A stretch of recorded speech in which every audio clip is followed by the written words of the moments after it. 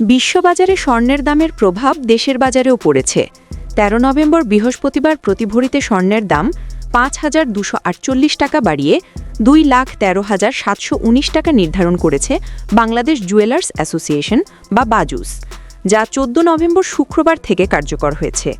বিজ্ঞপ্তিতে বলা হয়, স্থানীয় বাজারে তেজাবি স্বর্ণ বা পিওর গোল্ডের মূল্য বেড়েছে, ফলে সার্বিক পরিস্থিতি বিবেচনায় স্বর্ণের নতুন দাম নির্ধারণ করা হয়েছে।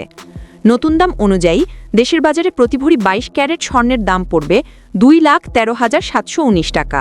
এছাড়া ২১ ক্যারেটের প্রতি ভরি ২,০৪,০০৩ টাকা, ১৮ ক্যারেটের প্রতি ভরি ১,৭৪,৮৫৫ টাকা এবং সনাতন পদ্ধতির প্রতি ভরি স্বর্ণের দাম ১,৪৫,৫২০ টাকা নির্ধারণ করা হয়েছে।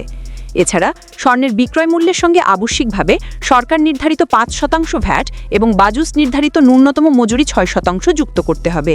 তবে গহনার ডিজাইন ও মান বেঁধে মজুরির তারতম্য হতে পারে। পুরো ভিডিও দেখার জন্য ইফতেখার ভাইয়ের পক্ষ থেকে অনেক ধন্যবাদ।